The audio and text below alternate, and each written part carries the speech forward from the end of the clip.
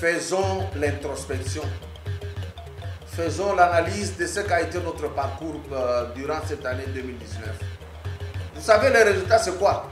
Quand on ment beaucoup, on oublie ce qu'on a menti hier, on dit autre chose aujourd'hui. Bandima, rien que l'ordre du jour, va discuter, va point à traiter, on peut faire 10 ans.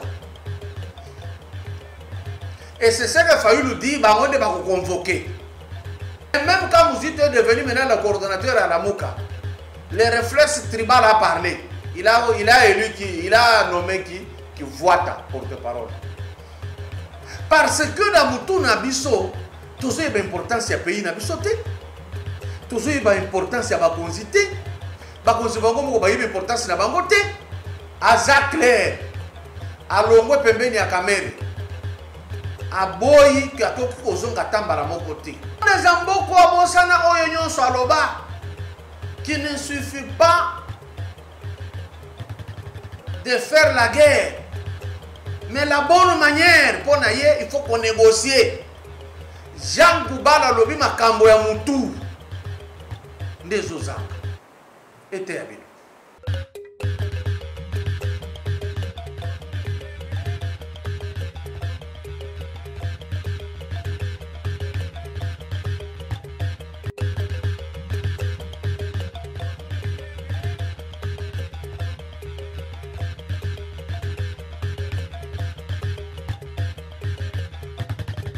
Avant de commencer, rassurez-vous que vous vous êtes déjà abonné à notre chaîne Kadiombo TV. Et n'oubliez pas de cliquer sur la cloche des notifications et de commenter nos vidéos.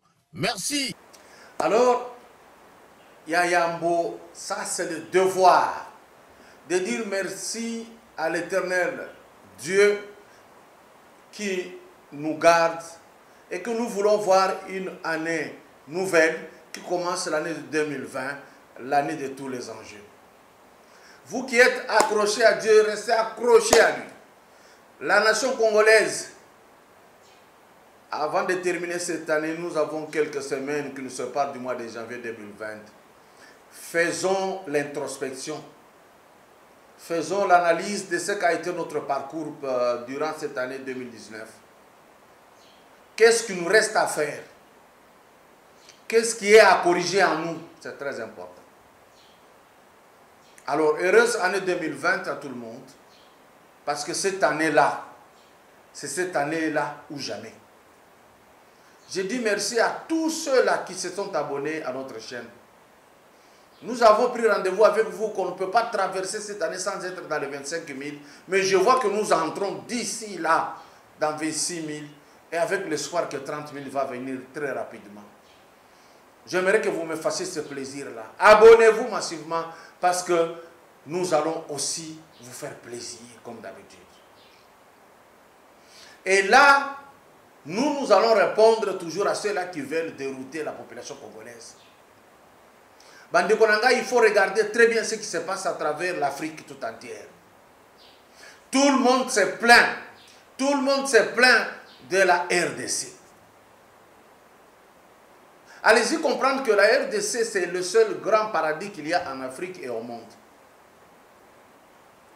Peut-être que vous voulez confondre les deux choses. Je parle de ce paradis terrestre. C'est évident, c'est visible. Toutes les grandes nations veulent être ici chez nous. Veulent exploiter ici chez nous. C'est la seule nation au monde où Dieu, le Créateur, a tout mis, sauf rien. Allez même plus loin, vous allez comprendre que le véritable peuple de Dieu, c'est nous. Voilà pourquoi le diable nous combat. Voilà pourquoi on fait de nous des bêtes. Parce que ce que nous avons ici comme richesse, ça n'existe pas en Israël. Et donc, les plus bénis du monde, c'est nous.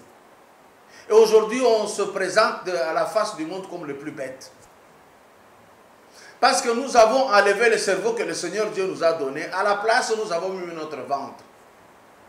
À la place, nous avons mis le tribalisme. À la place, nous avons mis le népotisme.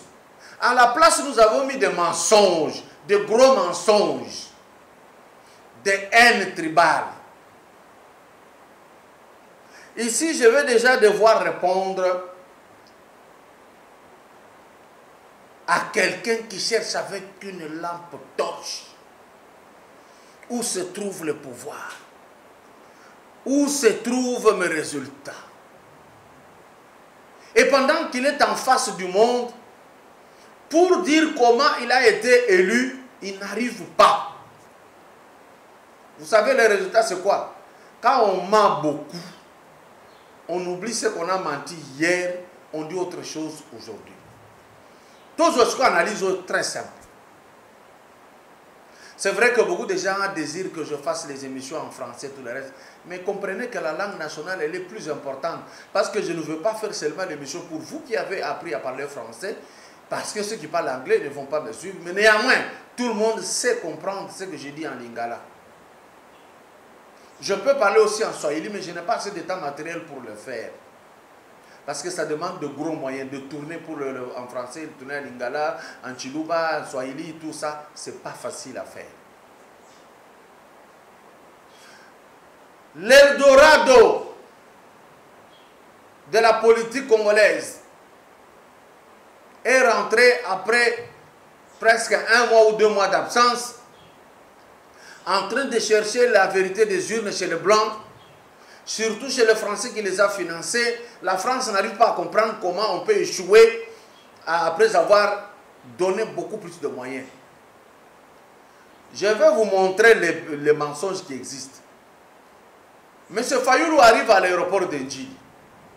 Il est interviewé. Voilà ce qu'il dit. C'est lui le président de la République élu.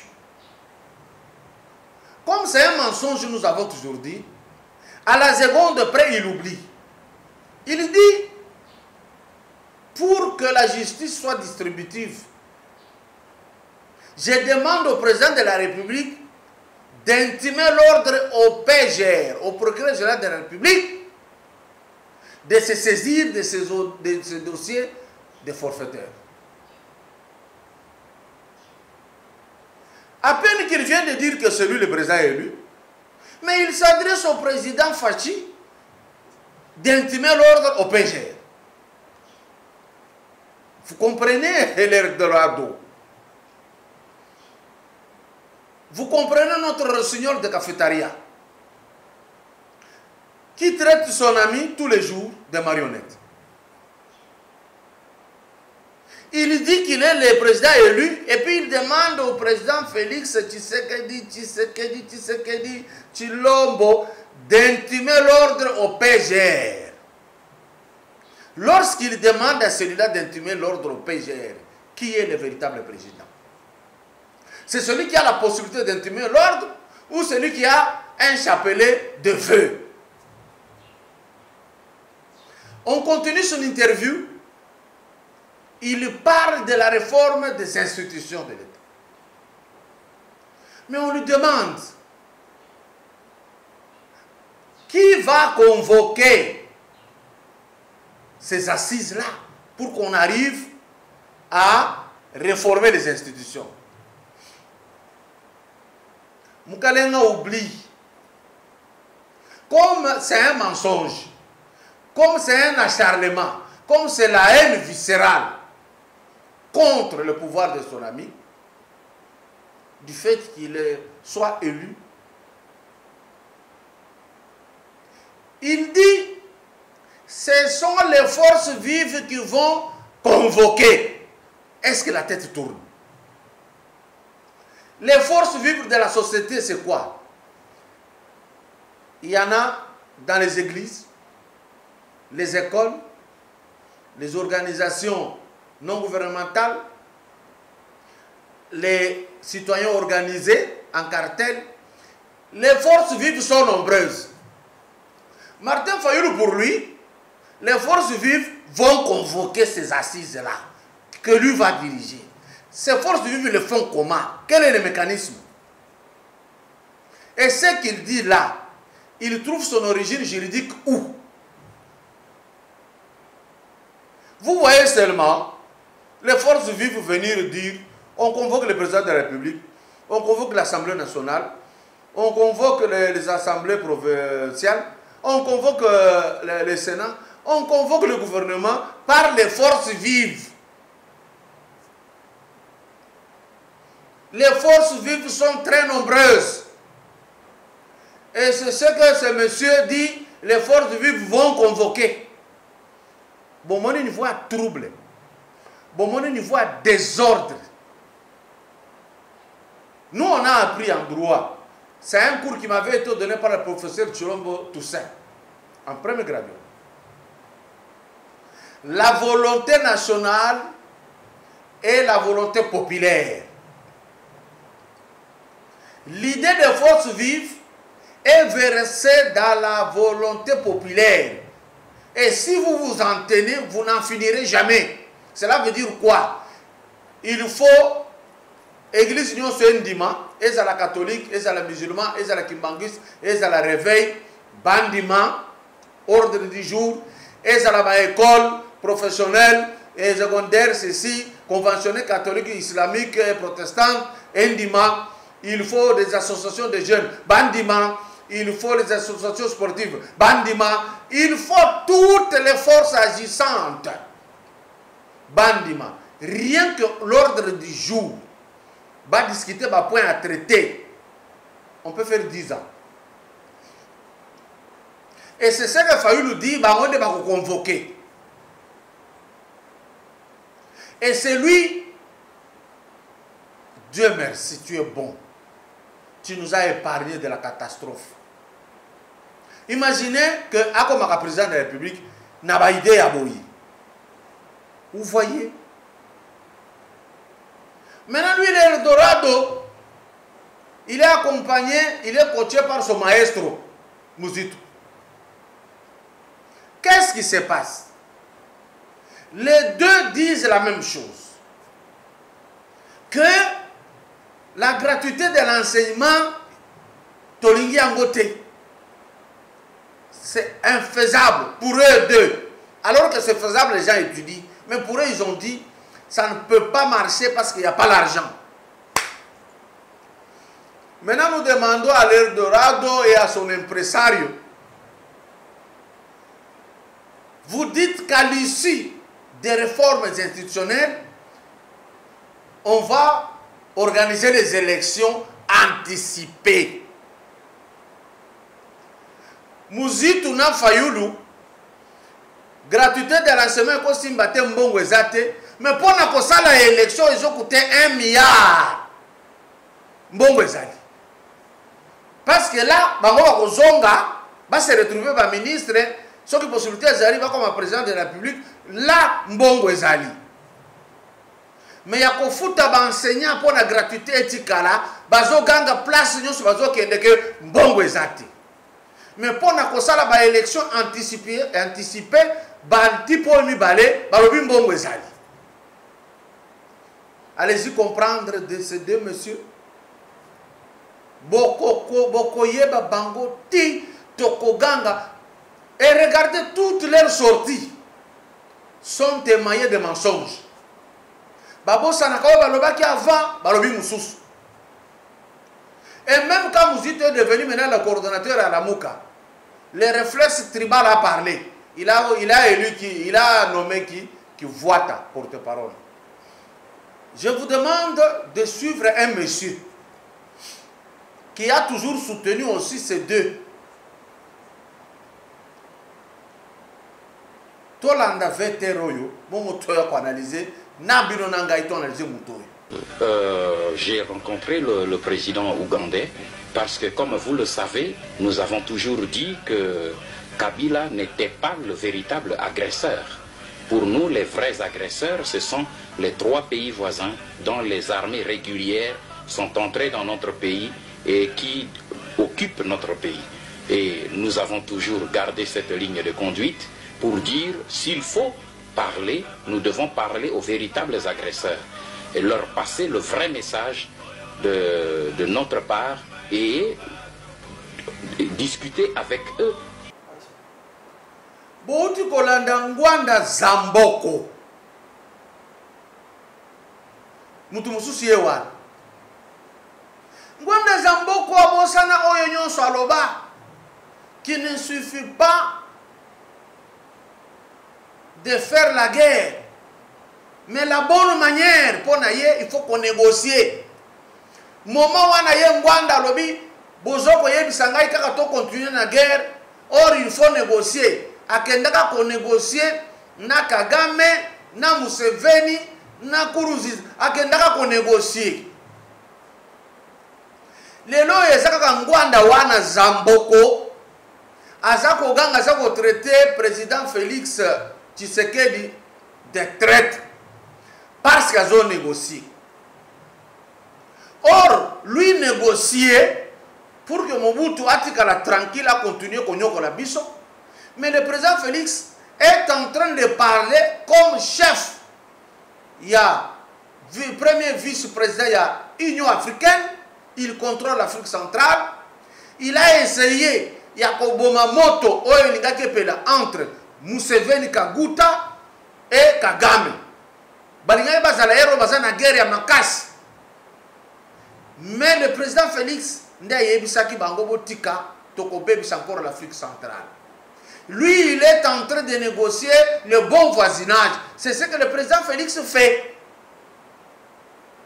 Maintenant, bandeko nangai Zamboko oyo azoganga oyo a formé ba il est très belé na poto kuna baza komi benga ba résistant à Bongola parce que je sais hein, Ngwanda est philosophe.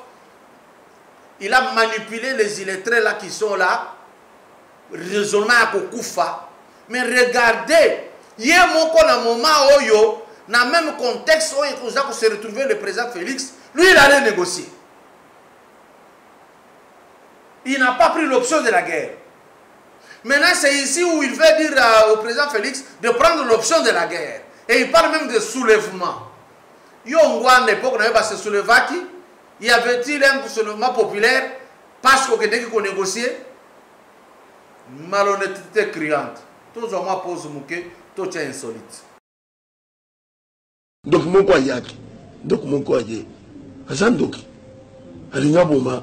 Grand frère, il y a beaucoup de délai. Vraiment, il y a bien tout ça.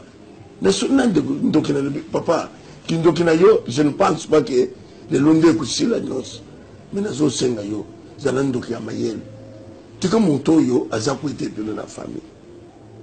Zakou de la famille. En attendant, look at them. Bon, tu colanda insolite nabiso. Maintenant, na lingi to senga image mususu bolanda conseil ya maman Pauline Mujinga.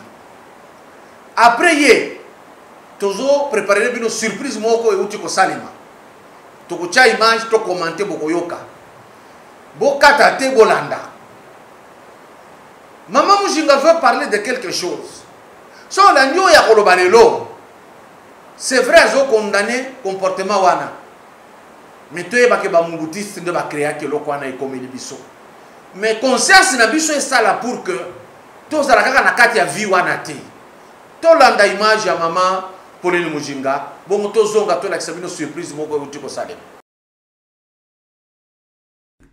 Bote na bande ko na nyonso ba congolais et pas nyonso bino bozwami. Bote pe na ba o nyonso oyo bazana habitude ya kulandaka télévision na biso ya papa Kajombo na pesi bino mbote mingi. Lelo liso na biso etali oyo nyonso ba na biso ya basi. Mingi na mona raso na yenda Kinshasa ba na biso ya mike ya basi ba 13 ans ba 14 ans kosenga. Kosenga leki. Okomona mutu spesa ngai. Na mutu yo yebite oza kosenga ye. Mais o éducation nini?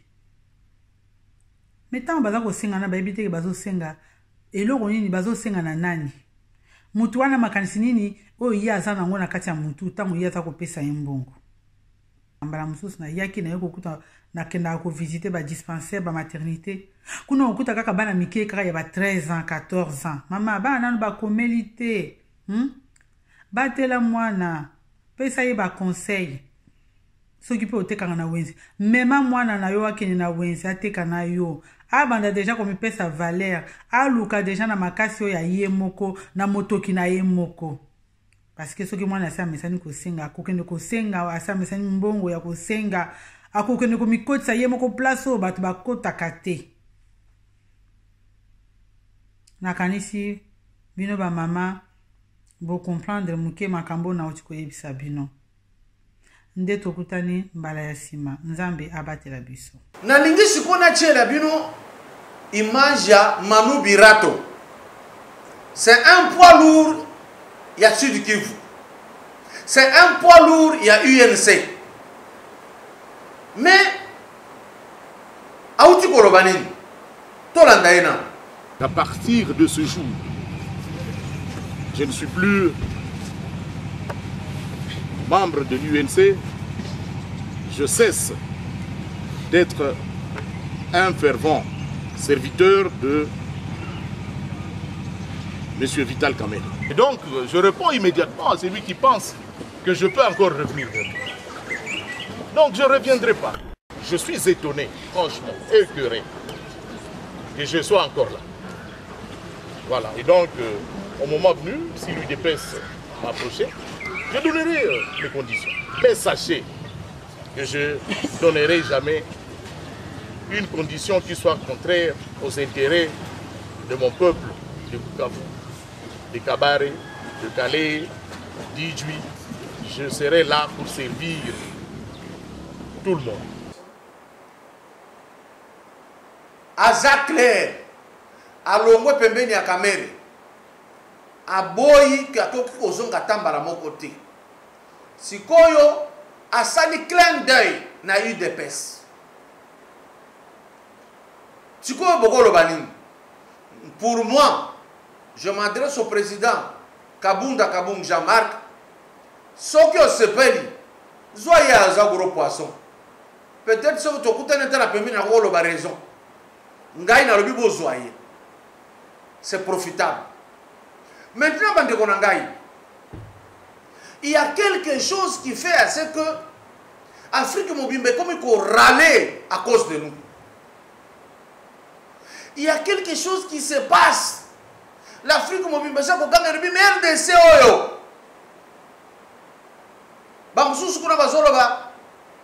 Il y a RDC, c'est le véhicule Woro.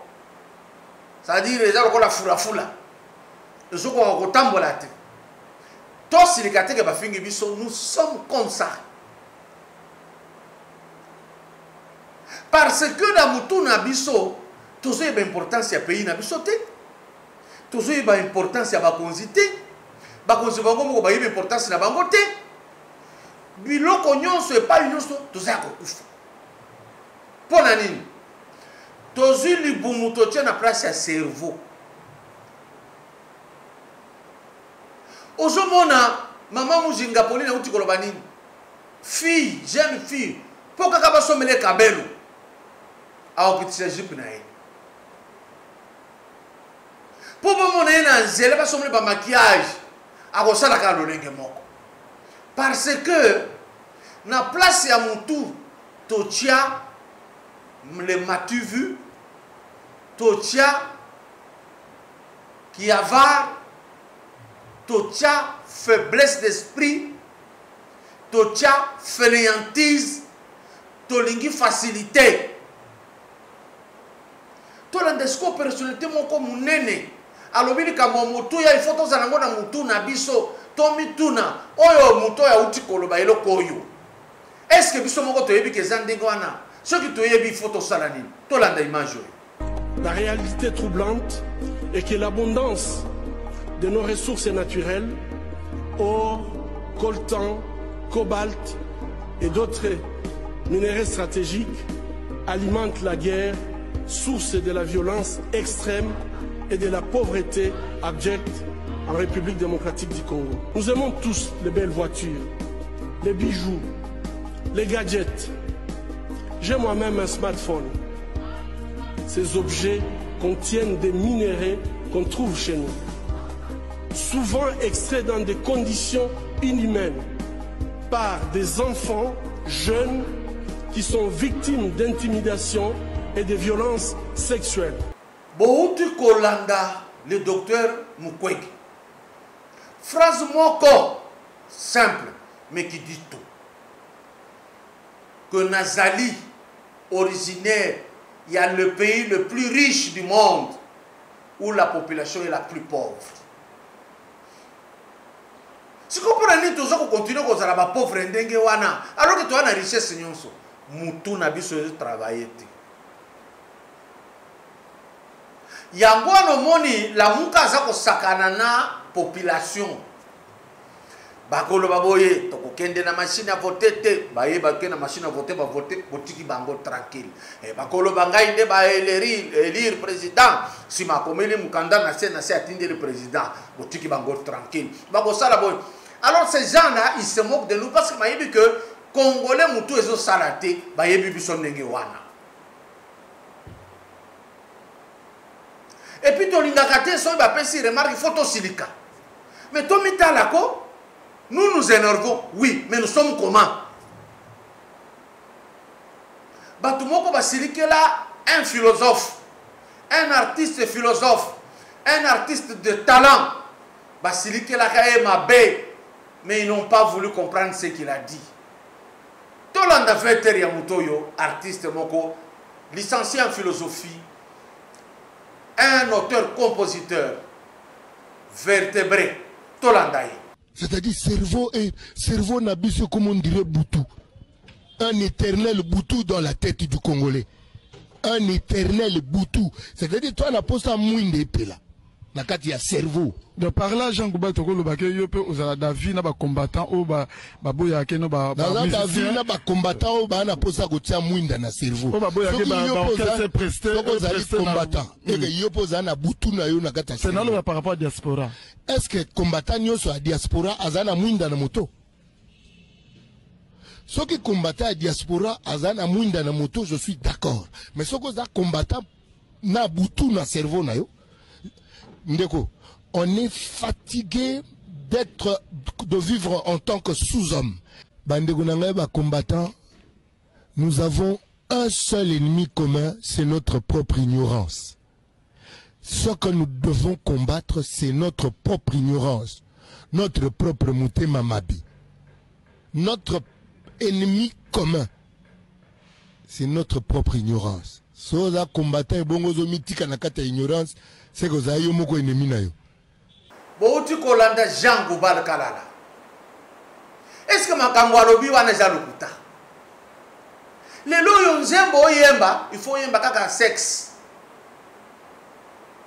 Et puis si on va faire des choses, oh, tu vas sakana na population, tu vas prouver yo, tu vas prouver mutunini. Les loyons zembo comme kaka sexe. Les loyons comme oh générique. Pona nini tokoki kotala te esika musique banda Kale Jeff ayemba ndenge nini Docteur Niko ayemba ndenge nini Tabule ayemba ndenge nini Maître Yogo Luambo ayemba ndenge nini Bavo Marie Madiata Bokelo Isenge bayemba ndenge nini musique na bango Samangwana Mutu mususu tia yeko kufa. Il a gardé la ligne et mené à Moubiala. Ayemba Buzobati. Papa Wemba Ayemba Buzobati. Sikawa tozo yemanini.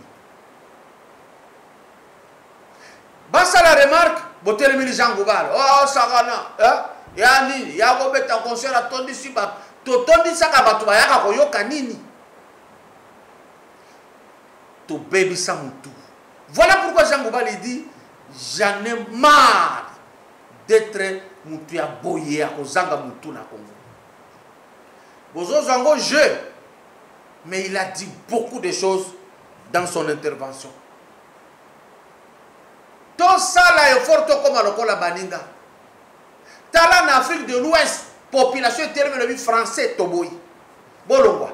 Bah on a raison parce qu'on analyse profonde. Et l'obisi Macron. Moukoloni ni biso toko lobisa batuana. France nde atindi la muka fabriquer la muka ya ko déranger Congo.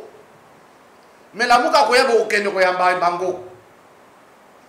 Vous avez connu les gens ici qui vous ont dirigé pendant 18 ans. Le président Kabila a dit lui-même que batuto nazara bango muto malonga azate, nazangi même 15 personnes. Ça ne nous a rien fait nous les Congolais. On est tranquille, ça va bien qu'ils soient un peu perdus. Il dit que je ne suis pas arrivé à changer ces gens.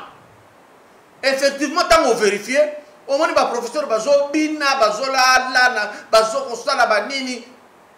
Mais le président Kabila n'en est pour rien.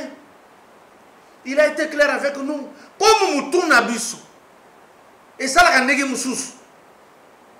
Tofinga Yetanga Lobaki, Ozokota Batumikolo, na 40 ans, Zepa Boboti. Pour vous rappeler la phrase Wana. Moi, j'avais dit bravo à Kabila. Il n'avait pas menti. Comment tu as joué aux Zaka na raison pour comment misale zate, misale zate. Aux autres comme ça les ndegeni. Ba onyo so ba foutre la bazana ba société. Au côté kala baboti na babokoloti a Joana. Jean Goubala lobi makambo ya mutu. Ndezo zanga. Ete ya bino.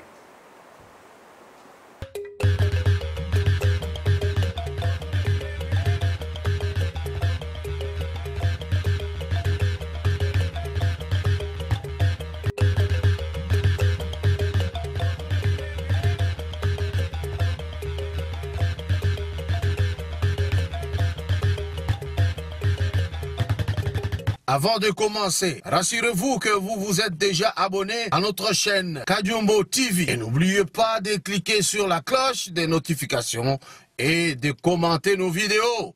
Merci.